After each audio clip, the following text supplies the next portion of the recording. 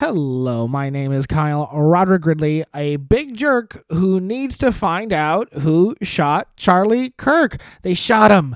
My boy. They shot my boy. God, no, they shot him in the fucking neck. Blew out his neck like a fucking flute. No one put the finger in the hole fast enough. They blew it out. They blew out his fucking goddamn neck. What the heck? Fuck. What the fuck? Who shot him? Who in the fuck shot Charlie? The picture is out there. Here it is. Yes, to my viewers, look at this picture. Memorize all of the features. Go out and hunt him yourself. Get out there. No, this is the FBI trying to find that guy. We need to find him. We need to find the guy. I am not joking on my comedy podcast, Rose-Colored Classist. Welcome to the show. I'm here to profiteer off of some guy who got shot. No, I'm serious. The shooter is out there. The shooter is on the run, on a fucking run. There's a manhunt for this motherfucker. It's nuts. And I'm trying to capitalize on it. If everybody could look at me right now, because I'm here too. I'm here to look at me. A guy died. No, I'm here to do my civic duty. My civic comedy duty. I got to get a grip. No, I'm fucking losing it. This is a bad thing. This is a bad thing that happened. A real bad thing that happened. They killed white Martin Luther King Jr. No, they killed Christian Malcolm X. Literally, the guy who did it. Who is the guy who did it? The world will not move on until we get this guy twice. Okay, we cannot let him go. They let him go. They let another guy go. What are we doing? We can't figure out anything until we get the guy, right? Who's with me? No, this is so crazy. They're killing our great, unfunny, snarky conservatives. Oh my God. They're doing it. Taking them out. Who's next? Ben Shapiro? Matt Walsh? What is a bullet? Am I dead? Watch that. It's the Daily Dyer. Please don't kill them. Please don't kill conservative influencers. Okay? Don't do it. I need people to make fun of. Okay? And Charlie, I'm going to get this one shot to profiteer off of him, and it's not enough. I need them alive longer so I can continue to make content. Okay? This is simple. We got to keep them alive, guys. What the fuck? No, who shot Charlie? Everyone? It was a high-skilled shot. Moderately skilled shot. I talked to a few guys. It's actually not that hard of a shot. It was a clearly planned shot. Not that well planned, I heard. I heard a better angle was from the building. But who did it? From what I'm seeing on social media, a lot of suspects. A lot of people really wanted that guy dead. Pretty much everybody, actually. If you had talked to him on camera, like a 50-50 shot if you wanted to kill him. Super popular, notorious guy. Really, everybody wanted him dead, if I'm honest. It's the worst thing to ever happen. What the fuck, guys? I don't hear a serious moment. I do not understand any of these motherfucking shots people get off at public events. How are you even doing it? Everybody, look, Charlie, everybody wanted you dead. Everybody wanted you dead. What are you doing? Security. You need a guy on every conceivable rooftop, in every predictable window. Okay, where is the bulletproof glass? Okay, where's the bulletproof glass? I know there's so many people for his organization to help him not die. Okay, they all don't need to be law enforcement professionals. Okay, you need some ideologues sitting in front of every window on every rooftop. People that'll die for Charlie. At least give him a chance to run. What is going on, guys? You're an unlikable, talky, provoky, prove me wrong. That's a threat. That's asking for it, guys. And if you're going to ask for it like that, you got to get the bulletproof glass. You got to get the glass. You got some money. The whole organization, it makes some money. Get the glass up. Pay for people to bring the glass. We got the glass. You got the money. Find a sponsor even for the fucking show. Get a bulletproof glass sponsor. Has no one ever thought of that? I don't care, man. Dude, like Charlie Kirk, he's a fucking serious person. Not some comic, not some fucking magician.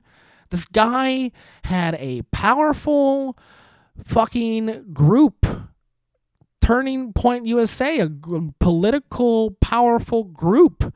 A serious guy going out there and talking to people. Performing a fucking fishbowl of bulletproof glass. What in the fuck are we talking about? It's so obvious. It's so crazy. What the hell? They just let it happen like this. You gotta get at the glass. Look, if you're gonna go out and publicly speak, I mean, don't die. This should be like your number one goal. It should be your number one goal. All right, I'm a comic. I think about all this all the time. Yes, having a person at the door checking everybody. Get the wand. Get the wand. How can there even be a rooftop in view? What are we doing? Charlie, you weren't supposed to die, man. You were supposed to die in office. You were supposed to get assassinated in office, not at a fucking school Utah event. My God. So crazy, man. If only Charlie had a poster board next to him that he could point at. If only Charlie had a poster board that he could turn and point at. Turning Point. We all should have known. They shot Donnie T, and Donnie T gets to live. Okay, evidently God didn't want him yet. But Charlie, on the other hand, devout, martyred 31-year-old, millionaire, better than me, better than everybody, evidently, fucking murdered at noon. God, I wasn't even out of bed yet. This guy murdered. I wasn't even out of bed yet. I'm kidding. I was out of bed. I was very busy. I have a very busy life. Where was I? I probably shouldn't say. Probably. Well, okay. No, I will tell you. I will tell you where I was, just so I have an alibi. Because I didn't kill Charlie. I didn't do it. Somebody did. Where is he? No, you saw the photo of him. No way it could be me. The guy's way too thin. God, what a time. What a time to get shot, man. What a time. Fucking these cameras, these videos. Yeah, the Christian martyr will live forever. I'm going to talk a lot about that tonight, I'm sure. But Charlie, assassinated on the first event of a planned tour of several college campuses. Someone evidently did not want him to go on tour, change minds, make content. And again, this guy, not just a YouTube influencer in it for the videos. No, this guy, big organization. He was getting out the vote. This guy's main thing was getting out the vote. You think you're not going to get shot trying to get out the vote? This is the stupidest thing I ever heard. This is dumb. I feel, it's just nonsense at this point. People so ambitious and, they can't even defend themselves. It's so crazy. These guys with the serious big plans, real contenders, and they think the world's not going to murder them at any possible moment. It's bananas. Bulletproof glass. How much does that cost? How much does that even cost? We need to budget it out. School doesn't have bulletproof glass? Yeah, the mass shootings are intolerable. I don't even know what to say at this point. I can't even handle it. I got to talk to somebody. Got to talk to a guy. I do have a guest lined up. It's my friend, Kevin Bennett, French accent. If you watched my movie on this YouTube channel that the podcast is on, there's also a movie on there. And he's the headliner, big star. Got him on a phone call. So I'm going to cut to that. Recording is difficult. The dongle didn't work out as great as I hope. Got to figure out a little more technical stuff. It's like there's all this information out there and I don't even listen to it. But we're talking about serious stuff, so please, I'll just cut to it right now. Recorded the phone call beforehand. Here's the guest. I can't believe it. And he's my good friend. Don't really know how he feels about me particularly. No, we did a podcast previously over the phone in the pandemic called KBG. I have taken most of the episodes down. Some of them are still up, but no. We started a podcast during the pandemic, the Biden election, and at that time, I will say we disagreed a lot more on a lot of topics, But basically 5 years later, he's turned out to be right about everything. Yeah, no, I'm a coward who hedged my bets. And sure, I still hate Trump, but my friend Kevin Bennett, he's been right about most things, and time has proved him true. He's a novelist, he's a comedian, he's an incredible musician, and let him identify himself, please. Kevin Bennett, are you there? I'm hanging out being groovy. You're much too flattering. I appreciate you. If I called anything, it's just pattern recognition from Scripture. It ain't that I'm not precognizant or anything. It's just like, it's like the guy who's dated a gal and been dumped, and the guy who's never dated a gal, and like he's not great with women, but he's like, dude, you're doing that wrong, and the other guy's like, nah, man, you don't know, and then it turns out she was banging another dude, and that's just kind of it's not that I've got any. I just kind of have stumbled into some certain things, which have allowed me to see some certain things, and I put two and two together. Yeah, we're all stumbling into the truth, coming into the future. It's an incredible time to be alive. Obviously, talking about yourself a little bit. There's the event that just happened recently. I talked about it a little bit up top, just a little bit. But first, I think it is important in any kind of conversation like this is, you say you're on the God Squad, you're a God Squad guy, and yeah, and I've talked endlessly about the interdimensional, practically omnipotent, ancient alien space gods. So we basically believe in the same stuff nowadays. But where would you think you line up politically on these in this modern time? Personally, I would say, for me, I'm like a libertarian fascist, basically. I'm like an anarcho-socialist. That's basically where I'm at. You just got all the way around the whole circle. I think politics is like a circle, and the more radical you get one way or the other, you just end up meeting at the bottom of the circle. And, I think it's like that. Personally, I am, my politics follow my worldview morally, especially as regards Scripture. And I'm a lot more free than people give me credit for on many things, but there's some things that, if left unchecked, are cancerous to society, which are being promoted rather than treated.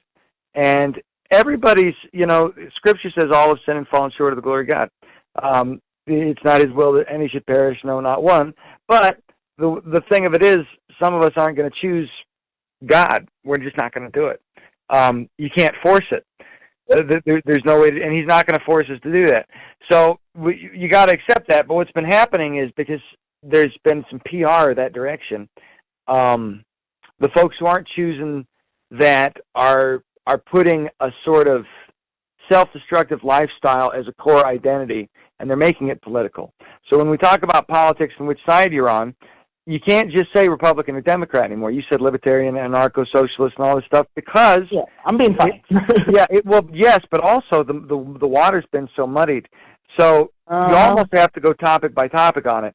So when I say this, the reason I point to the Scripture is because that's a lot shorter way of describing where I'm coming from on it. Mm-hmm. All right. So now it's the big question, Kevin. Are you ready for the big question? Mm-hmm. Who the fuck killed Charlie Kirk? Who did it? Who did it? Tell us right now. Big guess. Big guess. There's multiple answers to that question that are all true. Yeah, but say the thing. I think it's a deep state thing. Oh shit, the deep state. Oh my gosh. I thought you were going to say the left. Well, not the left? The left and the deep state are very intermingled. Okay, well, this is important because I have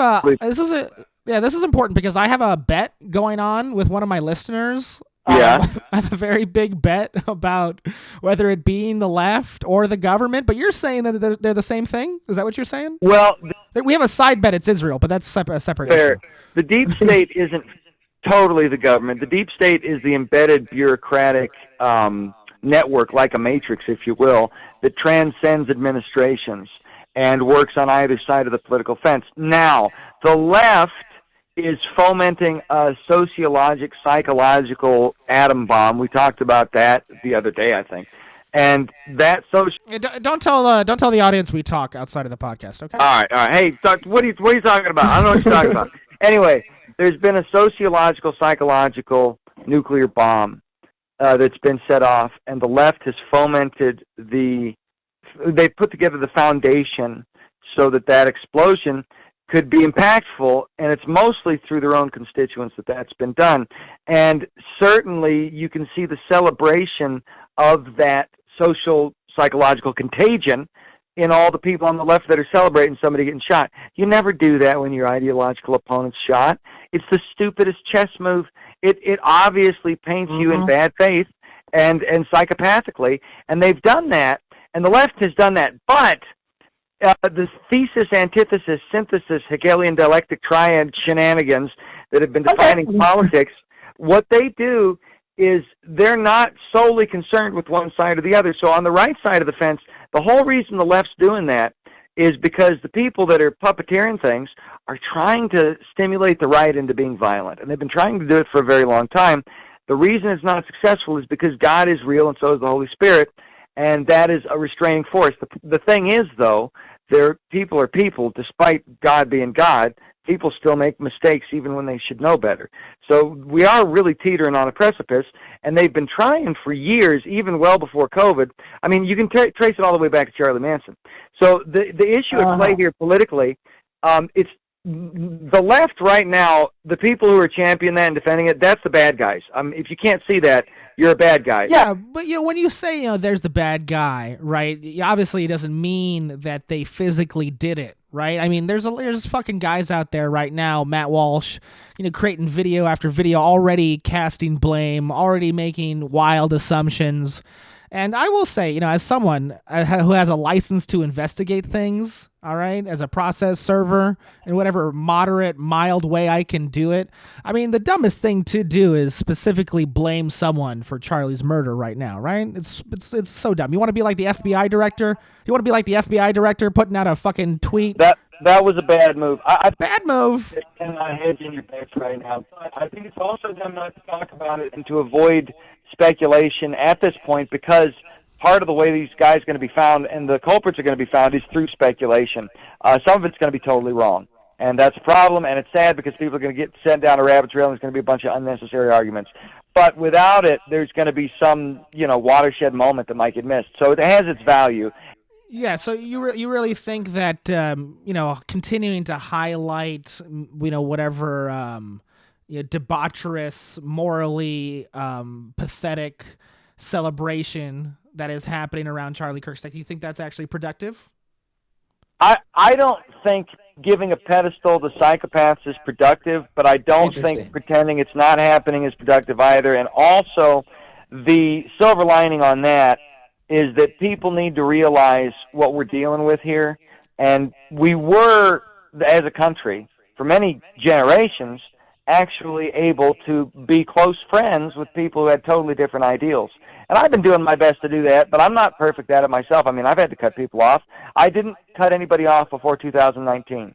And then in 2019, what happened is the rules of the game changed with social media, because suddenly if you're conservative, you can actually have your account shut off or restricted or be put in Facebook jail. And as comedians, especially in 2019, 2020, Facebook and other social media were prime outlets to get work. So I was getting shut off by Facebook because people were just oh, I need to complain, and because of the weighted nature of it. So then I had to start blocking people. So what's happened is that didn't hit everybody at once. I mean, you and I, as entertainers out in LA at that time especially, are on the cutting edge of the society we're in terms of culture. And so we've got more interface with that. It happened to us quicker. Mainstream America, 95% of America, is not like the 5% that are doing that. So it hit us a lot quicker. But now in 2025, 6 years later, Joe Schmo Piscopo at the Hody Ho is starting to know. Yeah, I know that guy. I do. Starting to realize, hold on, something's rotten in the state of Denmark. And so when you see these people getting pissed, and not getting pissed, being passive aggressive and just demonic about somebody, if Bill Gates got shot, I wouldn't act like that. And I really dislike Bill Gates, but the idea of somebody being assassinated like that, I'd be sad the dude didn't repent, sad he wasted his money, mad that some people are going to martyrize him now, but I'd be like, that. I wouldn't be celebrating that. And I don't like Bill Gates. I don't think you see it. Now, I'm sure there's always outliers on either side, but what we're seeing right now is really letting the cat out of the bag, and it's kind of surprising even to people like you and me who've kind of seen it from either side of the fence for years. Yeah, it is interesting, what people are realizing now. Moving forward, obviously we can, information is limited. The information and what we actually can know is angle too there, because I didn't really fully answer that either. But there's on the deep state angle there. I mean, if it is some trans guy like the rifle they found that seems like a professional didn't properly deal with the shell casing, but it's got the iconography. If it wasn't planted by a professional group and it was a trans shooter, that also is deep state activity in my view, because all that stuff, that social contagion, has been pushed through propaganda that's been inculcated in our society at the educational level from programs like MK Ultra, etc., where we're taught to be obedient, and we have been psychologically conditioned to be triggered because it makes us easier to control. So that, to me, is also deep state, even if it's just some crazy. Just now, though, new footage got released. There's this skinny 23-year-old looking kid. Yeah, I posted a photo of him on the podcast before I got on the phone with you. I have a photo out there. My 12 listeners and a cat, they'll be aware of what he looks like. So yeah, there's at least whatever it is, we know what the guy looks like. And I think either way you slice it, there's going to be some sort of Machiavellian shenanigans at play here, whether it's direct or indirect. So anyway, I just wanted to say that. Yeah, I agree. But also political motivations aside, whatever reality, that has been constructed carefully for us, that has been geopolitically engineered. I think there are, whenever someone gets murked like this, blown the fuck out, there are valuable questions about human nature that do need to be answered, right? And you look at the way, Charlie, positioned himself inside the conversation as, someone who is like minimally tolerable, right? I think that's what Charlie was often going for, maybe as an expression of his goals, or even his intention is to get us all like, what is the minimally tolerable place that we could have each other at? When you do something like that, do you think you can understand how that could piss people off, or someone who's not intelligent or not, capable of, distinction? You think how you could, push people in a certain way to kind of almost, beg the question or beg the bullet? It's not a question of understanding. It's a question of escalation. Escalation that's been deliberately facilitated through social Marxism. So the thing is, the same things, the same discussions, the same conversations have always been going on in culture for thousands of years. Society goes through cycles where there is this radicalization where these things happen. But it takes generations, because there's previous generations where you'd have these discussions, you wouldn't see people get shot quite like this. It takes a gap, though. I mean, MLK got shot, Kennedy got shot, Lincoln got shot. Okay, but you've got a long period in between some of these things. There's a human nature element where it's not an issue of the information being presented. It's an issue of the fallen state of man and the point a culture is at when certain things are said. And it's impossible to avoid, no matter how milquetoast or radical someone is. Just look at Cain and Abel. I mean, think about that. I mean, whether or not you believe in the scripture, I take it seriously, which is to say that I think I at least take it as a metaphor. Yeah, well, you can take it as a metaphor. I take it as actual history. But let's just look at it this way. Say God raises his own two kids. Well, first, even when God's a parent, he's right there in the garden with him, the creator of the universe, they still steal the apple. Okay, but now the parents, I mean, these people aren't on drugs. They're not in Skid Row. They're not involved in some corporate corruption scheme. They're like the most pure humans you've got. And their kids, the one kills the other. And here's the other thing that's really crazy about it. Cain and Abel weren't boys when it happened. To do the kind of work they were doing, they were mature, full-grown men, which means they were at least our age. Probably they could have been 70 or 80 years old, based on the timelines of Genesis. So when you take it in that context, what you can draw from that is there's a human element of existence based on the fallen nature of humanity that predicates wickedness based in false motivation that's always been with us and it won't go away. So it's not an issue of Charlie Kirk saying things that are going to piss off some stupid people. That can't be avoided. It's an issue of society trending that direction or trending away from it. And for a while, America was trending away from it. There was a pivot in the middle of the 20th century, started trending for it, and by the grace of God, I pray and hope there's a pivot that we get to see where it starts trending the other way again. Because what ultimately happens, I think, in the great scheme of things, is ultimately the swing loops the loop, and there's no pivot, and that's the Armageddon scenario. Well, yeah, okay. I mean, you're putting a lot out there. I guess, if I were to have a follow-up question in that situation, is, when someone chooses violence for themselves, when they choose to be the Cain, it's a moment. What is our response supposed to be, right? I feel like, I find myself often like blaming the victim of violence, right? I mean, I know what you mean. If the world is so terrible, and I've been saying all day it's a thuggish place based off of leverage, you look at a high profile guy, where's the security in those public events? If people want you dead, what are you proving by making yourself even a little bit vulnerable? And obviously, I think Christianity plays a big role in him not defending himself to the length he could or needed to.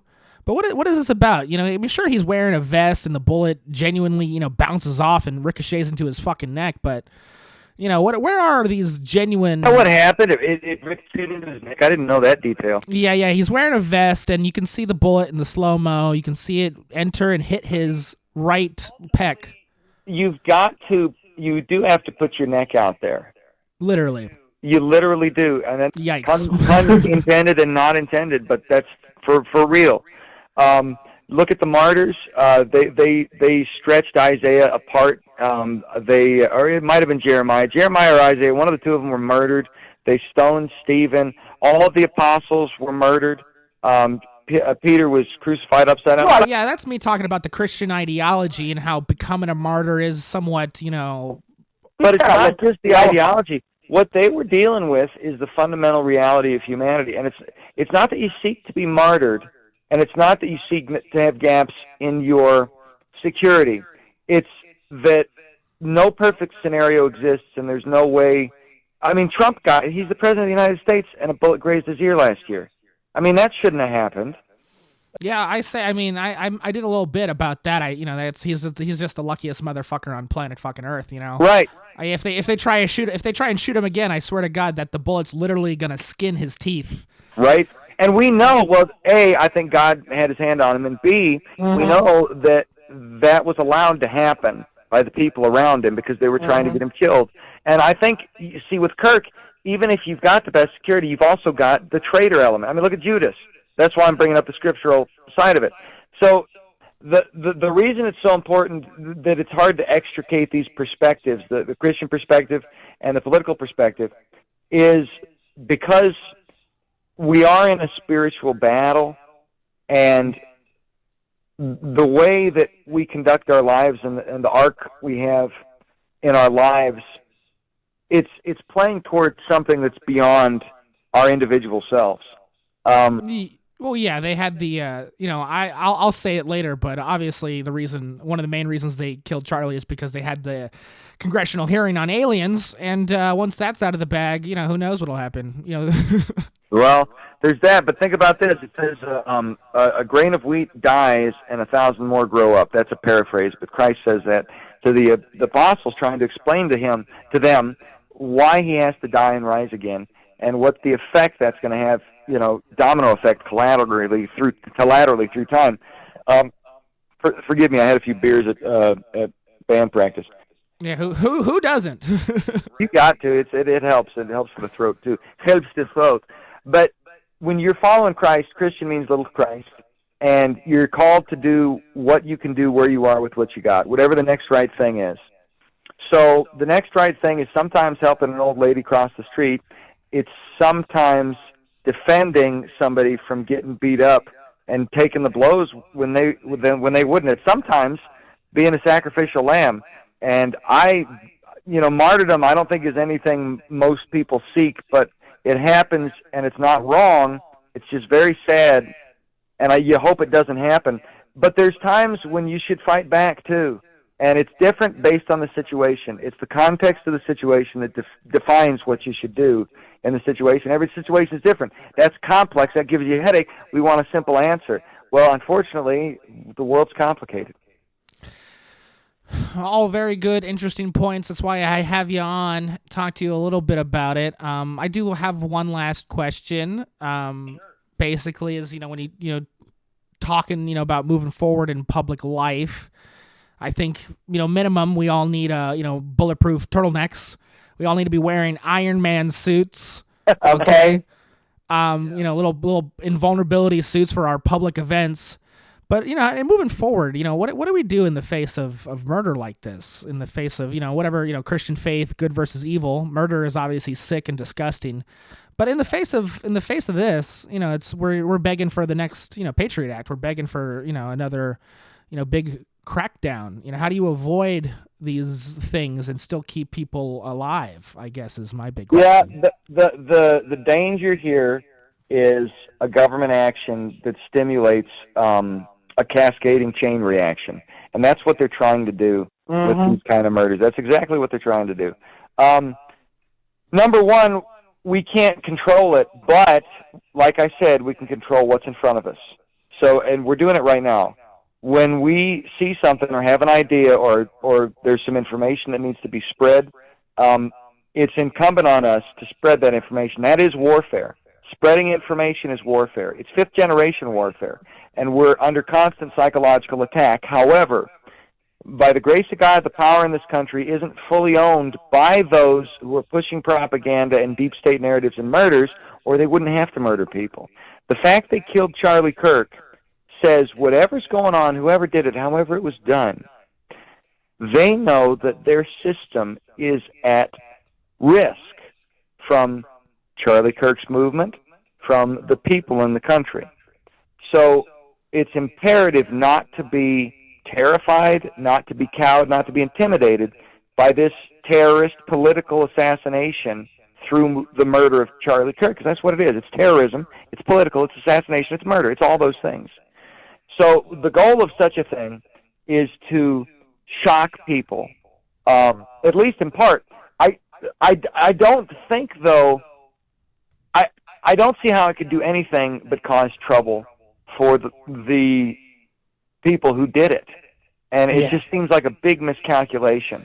I don't. Well, I mean, it's just such a different world, and we can go on and on about how the political elites have been so slow and so dumb in responding to this new media environment, and I'm seeing American fucking snipers do breakdowns of these videos, real educated people in this sort of world. I'll share them. I'll put them in the description or whatever, these videos I've been seeing of this guy. When everyone is allowed to talk and you have real people with real expertise and real knowledge, and even, guys like you and me who are, artists, as they say, with all our poetic opinions, whatever's going to come down on them, it seems, the chaos, I don't know if the chaos is as helpful anymore.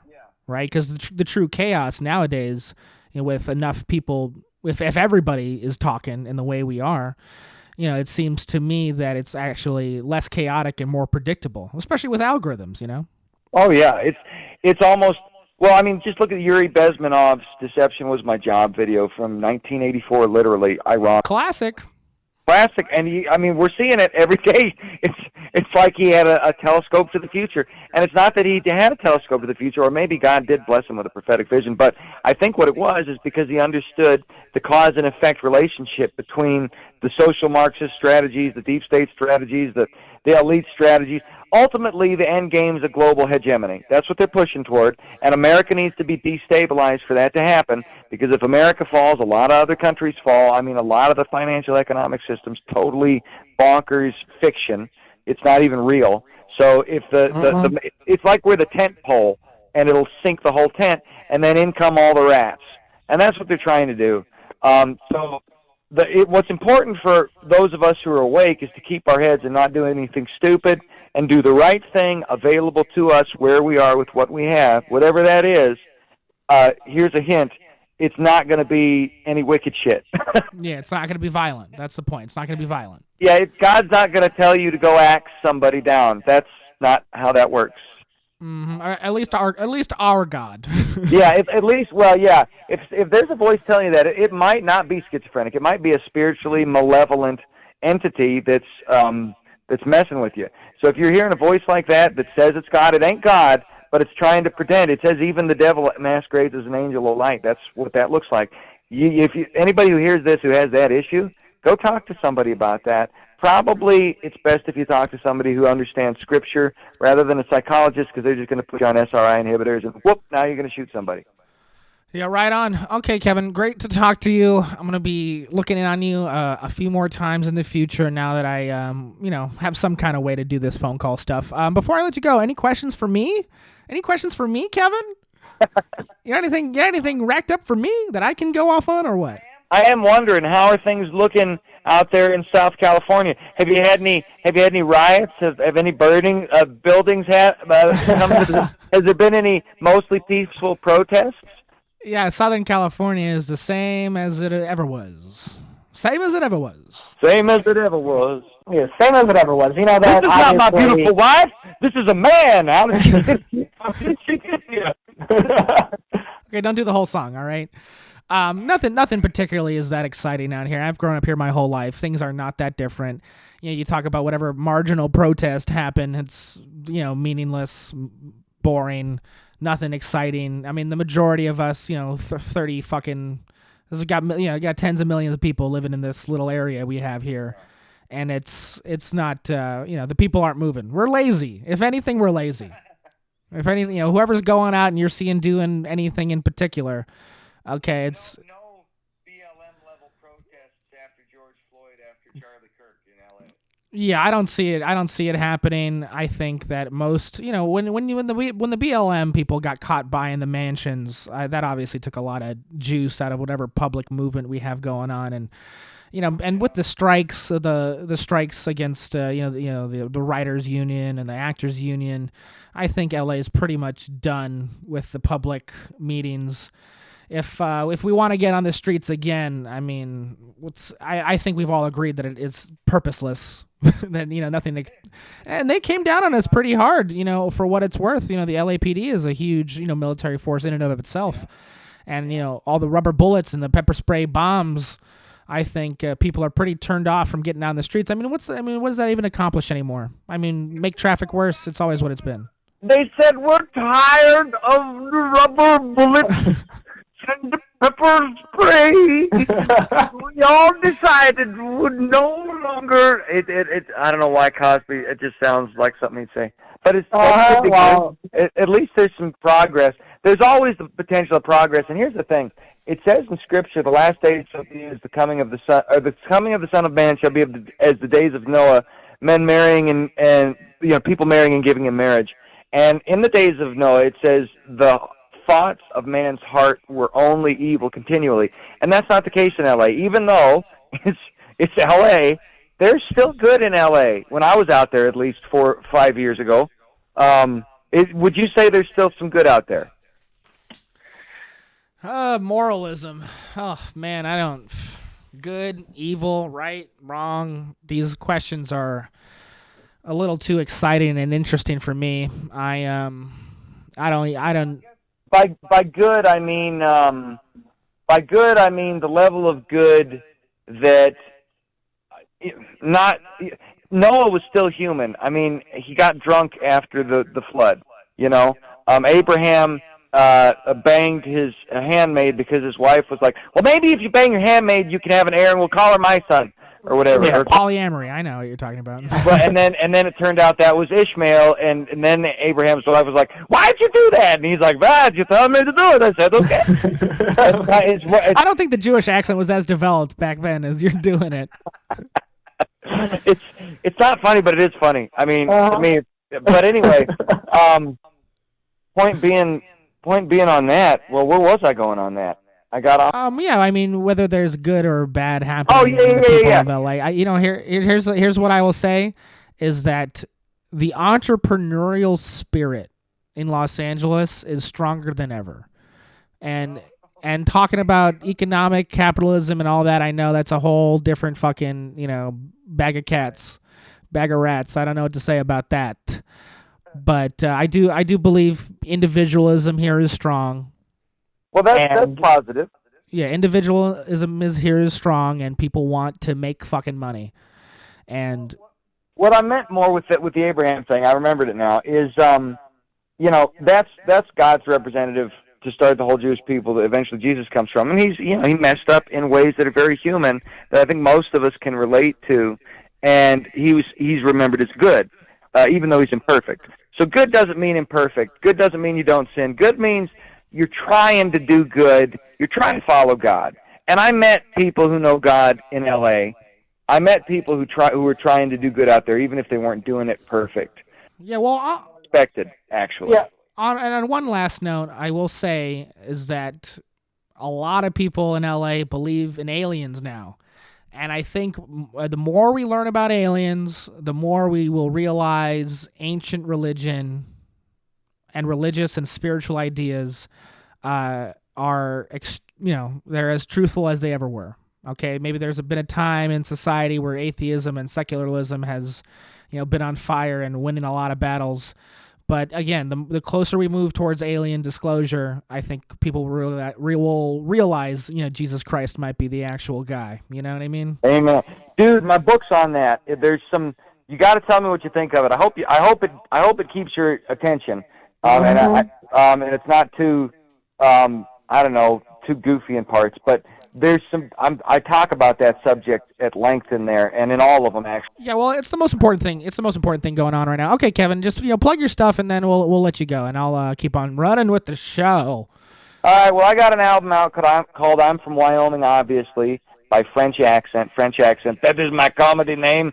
I do shows when I can. The two bands I'm in right now are called High Rise and the 11s. High Rise is a sort of reggae rock fusion band, and the 11s is a Grateful Dead cover band that also leads into bluegrass, and we have a good time doing that. My novel is The Library Tree. It's not available commercially. I'm binding them and selling them on a one-by-one basis, and I've just sent one to Kyle here, and if it's impactful, I'm sure he'll tell you about it. Otherwise, you can contact me, and I'll make you one. The novels I have available commercially are Amphibian and The Thief and the Sacrifice. The Thief and the Sacrifice is no longer in print. There's only a few copies. Amphibian is. You can find it on Amazon.com. And I think that's all I got going on right now. So God bless you all, and thanks for having me on, Kyle. Appreciate you, and bless you too, sir. All right, I appreciate you, and as the show continues to grow, and we try to keep pushing the boundaries of what people are actually listening to and accepting, I'll continue to call you. All right, bud? Yeah, sounds like a plan. All right, I appreciate you, man. I'll talk to you soon. You too. Catch you later. Bye. All right, right on. I hope you enjoyed the phone call with my good friend Kevin Bennett. Yes, he's a religious guy. Sort of got out the gate with that kind of stuff. I know maybe when you hear it up top, it's hard to wrap your head around. And we talked about it's just so heavy, and here I am coming off of it. I hope you learned something, a different kind of perspective. Yeah, because that's the point, and this is why so many people need to have these shows and get out and get talking. Not in public, evidently. But is to showcase certain ideals and perspectives that maybe you don't hear all the time, especially from comedians, right? Comedians, our business is so cutthroat and so vicious. And there's special people all day doing it, but they don't break through because they don't get they're not funny, or dedication, or not as likable as they ought to be. But here in this different medium, getting another chance to thrive, pushing the genre, as it were. Do I have any real anything to close out that conversation with? Again, me and him have a history, so if you listen to it and you didn't really understand all of the context, hopefully as you understand him and have been listening to me, you can understand where we're coming from and getting a better grasp on some of the ideas we're talking about. And again, I have a podcast. I've done a few episodes. Maybe if you listen to them, there won't be so many questions. And check him out, obviously. Right on. Okay, moving towards something else. Again, the spiritual is such an interesting way to look at this, and Charlie's such a religious guy. Obviously it's so integral to his perspective, and why it all went down the way it did. But there's another side that I think we need to talk about, is obviously the real side. The side that's actually true and not just postulation. I do have a few clips set up talking about this, because Charlie, again, real activist, real guy, trying to actually change policy. And I've selected a clip talking about the United States government because that's this is what Charlie was fighting for, all right? Fighting for a specific ideology. And, so you see him, get killed or get got. It's not hard to imagine that the main reason he would be killed is because people are fighting for the opposite. But this is in the specific dichotomy, they're both trying to control policy within government. Government legislation, push voting habits and pushing specific ideas. This is he was vying for control of the government. Now, what kind of government was he trying to control, right? I don't know if the Trump government that he helped install was his ideal. I mean, obviously he thought it was better than the alternative, but what are we fighting for when we want the government to change or you want to push a certain policy? How does it actually function? Who are you fighting when you want to gain control of it? I think that's the big question. Is we can stand here and all day, talk about whatever, I'll talk all day and night about how great ideas are and which idea is slightly better than the other awesome idea. But when we fight and come to a conclusion, the way that gets held up and affected is through the American government.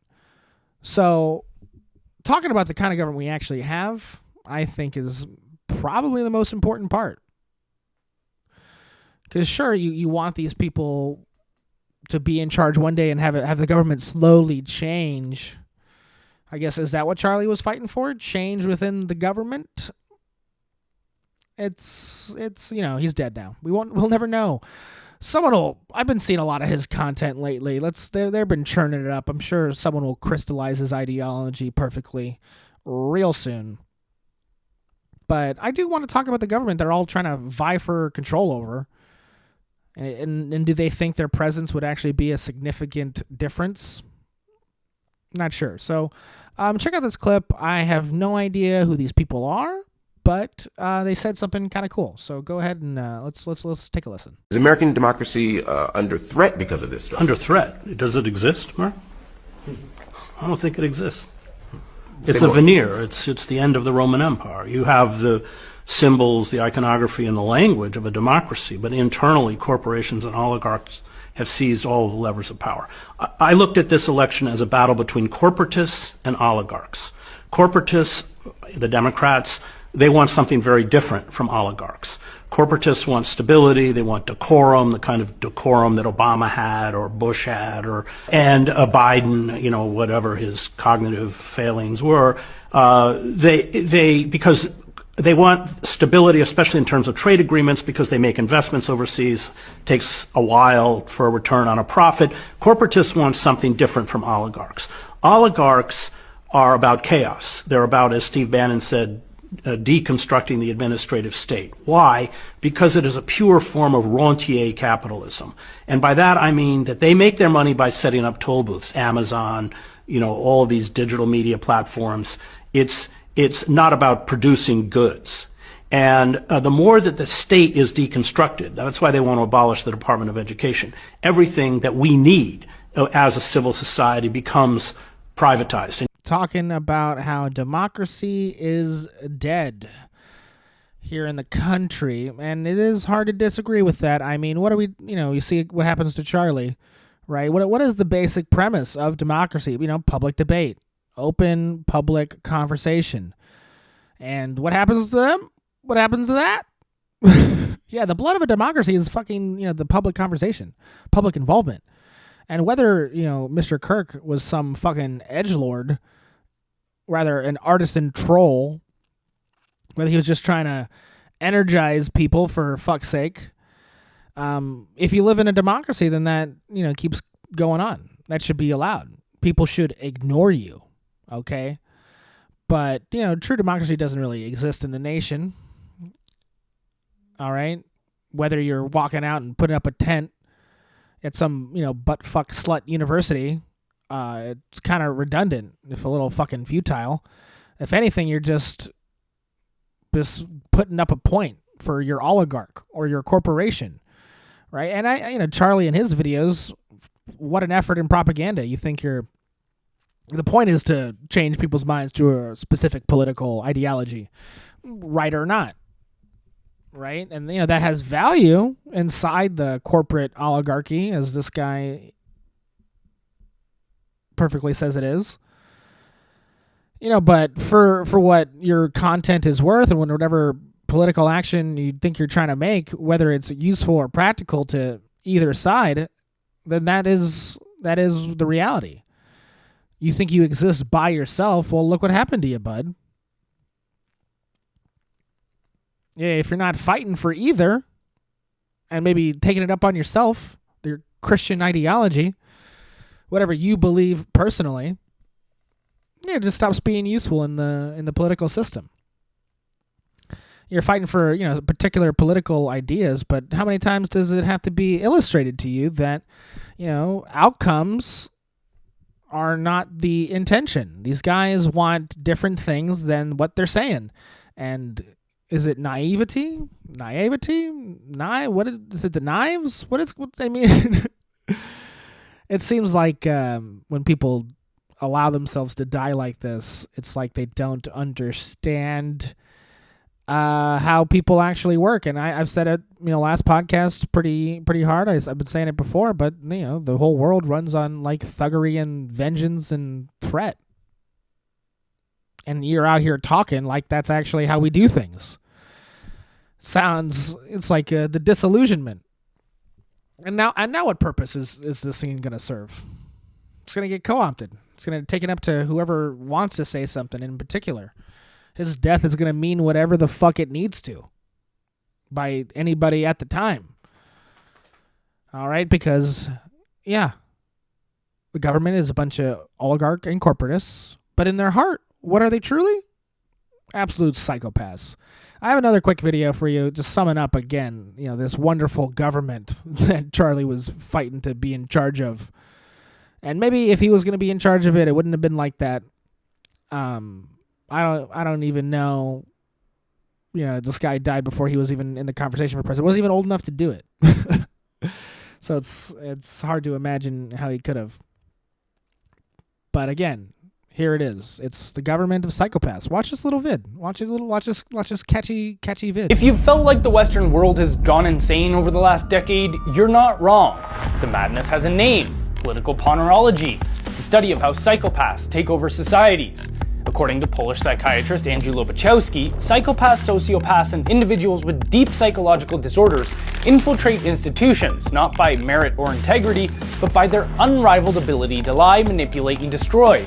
The result is pathocracy, a system ruled by the disordered, where moral, competent, and sane people are pushed out, silenced, or destroyed. Here's how it unfolds. Essential psychopaths rise to the top. Lacking empathy, driven by narcissism, manipulation, and sadism, they view society as a playground of power. In a corrupted system, their evil traits aren't a liability, they're an asset. Schizoids serve as the ideological architects. Detached and theoretical, they create inhuman policies with utopian logic. Lockdowns, depopulation agendas, safe supply drug programs, all coldly detached from their human cost. Spellbinders are the charismatic mouthpieces. Celebrities, pundits, and influencers who captivate the public with slogans about equity and safety, disguising tyranny as compassion. The spellbound are true believers. Hypnotized, these are the foot soldiers of the regime, convinced they're on a moral crusade while defending totalitarianism. Adapted conformists know better, but comply. They just follow orders to keep their jobs, reputations, or social standing, gradually numbing their conscience in the process. The resistors see through it all. They retain empathy and moral clarity, but are hunted, censored, and scapegoated for refusing to kneel. Then there's the bystanders. The majority of the population who are confused or afraid, some slowly adopt to the regime's norms just to avoid conflict. Their silence enables the system to metastasize. Look around. Violent criminals are freed while whistleblowers exposing government corruption are harassed and threatened. Kids are taught gender dogma while literacy collapses. Bureaucrats push equity while freezing bank accounts. None of this is accidental. It's the end state of ponerogenesis. In a pathocracy, truth is treason, insanity is extremism. The system rewards the disordered and punishes the moral. This is not liberalism, it's not progress, it's a psychological coup. Until we recognize that we're not fighting bad ideas but pathological people, we will keep losing ground. This is not left versus right, it's sanity versus madness, and until sanity takes power back, the collapse will continue. Catchy vid. Got to hear that sick beat? You hear the beat? Does it make you believe it? His little monotone, that little, sounds like he's mirroring AI, taking his little, line in the, that's like kind of classic YouTube diction, right? Super convincing. If you had any lingering questions about what kind of government is currently running things around the world, hard to argue.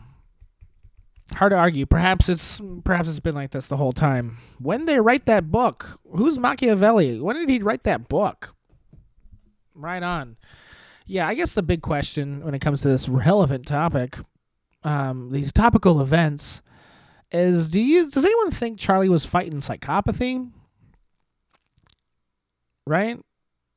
Perhaps the big message and maybe how we should remember him in the best ways is however he conducted himself. The point or his stated purpose was to avoid, violence, to not become psychopathic, to even, put an olive branch out there to the good little psychopath. And this video it's a little coded, kind of attacking the fucking left a little bit. He says the right thing at the end. God bless him. But again, this is like the kind of classical problem, right? Where you have the left and right issues, but then there's a little group up there somewhere, and they take the issues and they don't have any connection to them, and they just take whoever's thinking the thing and whoever's thinking that thing, and they just let them bop. You buy weapons for both sides. All right. And these conservatives, I feel like, especially in Charlie's cases, they kind of took a lot of the bait, right? Kind of took a lot of the bait. What did he spend most of his time talking about? He spent most of his time talking about the racial, cultural issues that while, hey, yeah, sure, there's a right way, there's the better way, but at the end of the day, was that really what was going on? This is maybe why they bopped him so hard, fucking, making us all think about bulletproof turtlenecks. And why they did it to him is perhaps maybe he was sort of pivoting, right, into this conversation that we're talking about, is where, whatever your ideological ground you stand on, God knows I couldn't agree with Kevin on everything. I possibly couldn't. He's from Wyoming, obviously. It's like a little callback to his album title. And I'm a California guy. We're not going to get on the same fucking ground. But, when we take aim and fire, we're got to be pointing at the same place, not at each other. It's not us. It's not me. It's not you. But, here Charlie was, taking his seat at the university. Where was he pointing his aim? At the college students? Yeah, who did it? Probably a college student. Those are the guys who shoot people, right? Students. Statistically, no, there was a mass shooting the same day Charlie was killed. What are we even all talking about? What's more important? One person? One big four-headed person? How did he not get shot in the forehead? The neck? His head is so big. You'd think he'd get shot in the head instead. But he probably had a big neck too to support that thing. Okay. I'm not reveling in anything. I'm not trying to profiteer. I'm trying to point out, Charlie wasn't the enemy. That guy, not the point. No one should be celebrating his death. Not because death isn't something which should be celebrated, but he's just the wrong guy. People out there going how awful it is to celebrate someone's murder. You can't celebrate someone's murder. Not true. Not true. It's a lot of fun too, actually. But one, do it in the privacy of your own home. Probably don't videotape it. Probably don't. Still do it because it's important to do. Because truly, I mean, some people gotta go. Gotta go. I mean, this is the question that I kind of stumbled into with French accent as he's talking about all his religious garbage. If only he could make a metaphor that wasn't in the Bible, even though that Bible's the best metaphors that we've certainly come up with. Maybe. Is that when we're faced with murder, right? What are our options? It feels like we got to murder them back first. And this is what I was saying last week. And again, I didn't want to start anything. When I said make a plan, I didn't want to start anything by saying how we can talk on these podcasts, but if we don't make up a plan, it's kind of silly. We should make up a plan. We shouldn't do anything. We're still in the planning stage, guys. We got to have the plan. At least. Yeah, man, I'm going to say it again. The true enemies, they're not leftists, okay? They're not conservatives. All right, the true enemies, they don't even have to be wealthy, okay? What we have to prevent in society is psychopathy. If you're just a crazy fucking psycho, all right? And, the psychos are the guys who try to manipulate us with these things that we care about, okay? With money and prestige and use leverage, okay? It's a tale's old as time. And, basically, they take the idealistic and then just sick them on each other, all right? Trotsky, Stalin, remember the Cold War. People who think Israel has a right to exist versus people who say it's their land. Your ideologies and attachments are not that important. Because if you think they're important, they're going to be used against you to accomplish, just fucking psychopathic destruction. All right? The truth is beautiful and meaningful and it matters. But when you deal with people who don't give a fuck about it, come on. You got to turn it around. Yes, Charlie has a wonderful quote out there making the rounds again. Poor guy. He doesn't even have a chance to respond. Talking about how empathy is somehow a bad thing. How the term empathy, really. I mean, they quote him. They cut him up. They cut him up terribly. That's not the quote. When Charlie's talking about empathy, you're not seeing the whole quote. Not saying that I've seen the whole quote, but it's clear that some fucking psychopath is taking this little thing out of context and trying to push it out to stoke something. I mean, the idea is that empathy, the definition has been changed to make it a game, right? You got to have empathy for people you hate. Well, that's not exactly what we're talking about, right?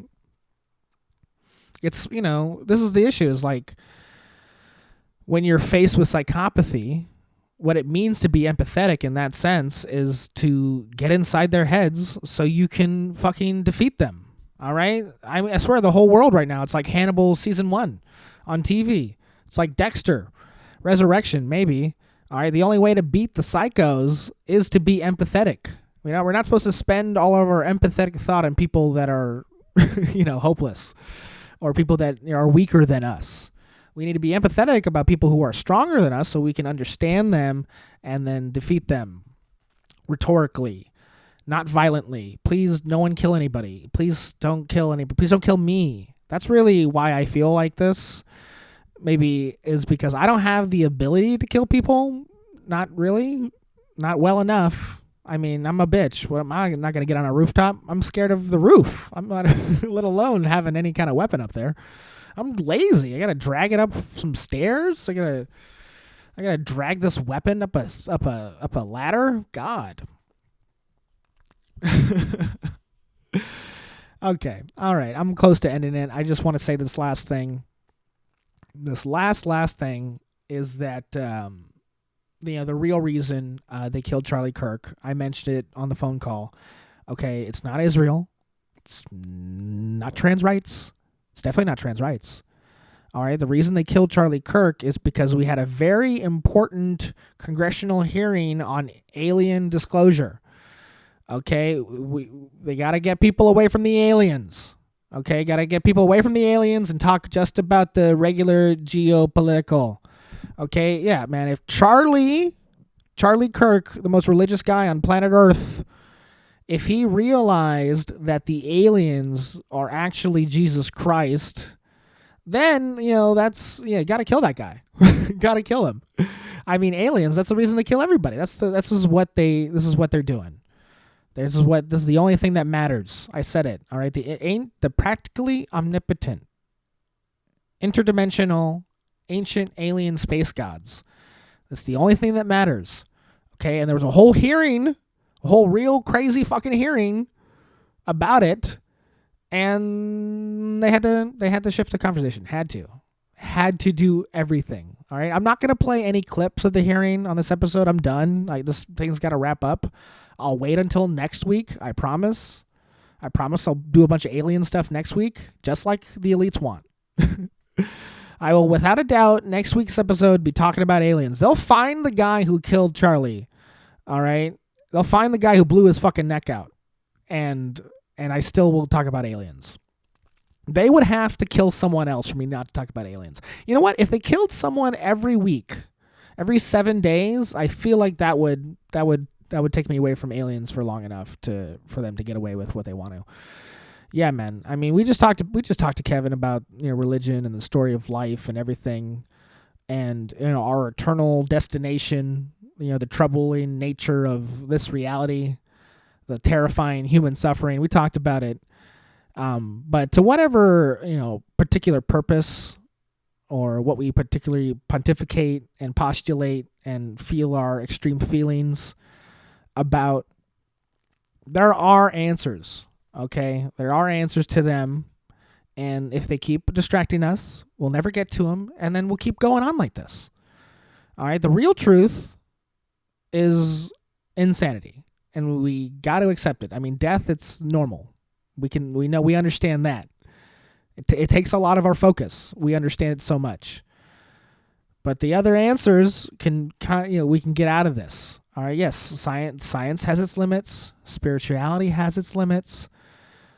And when we're pushed to these insane, topical, social, and mind-boggling events, we still got to be able to break through. Okay, whatever's happening is happening in the low dimensions, guys. If we get past into the higher dimensions, our eternal whatever,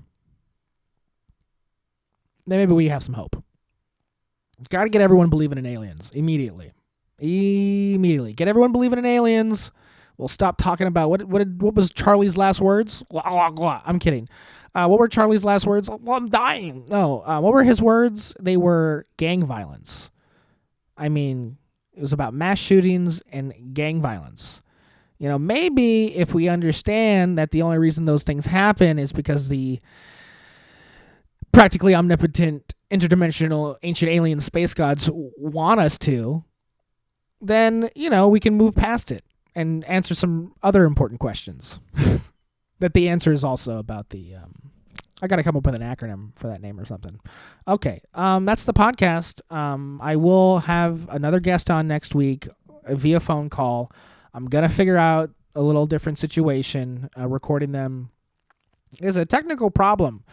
Again, if you are leaving The Late Show on CBS, please email rosecoloredclassist@gmail.com. Tell me your talents. Tell me how to figure out this problem. If in the comments you can tell me how to get my phone to record inside of my H6 Zoom, but also have my phone work as a microphone while I'm doing that, then that's what I need. I think I got to get a dongle with 2 ends. See, this is what I need to figure out. I can't be talking about Charlie Kirk. Stop killing people. Stop doing it. Stop it. You don't need to. No, less death. Just a little bit less. People should still die of natural causes. Stop murdering people. It's really distracting. I have a life. This is not the show I wanted to do. Is this the show I wanted to do? No. I had a whole different show. But what? You kill somebody and then pivot? Come on. Okay, I'm losing track. I should have ended the podcast a long time ago. Thank you for listening. Like it, subscribe to it. Don't die.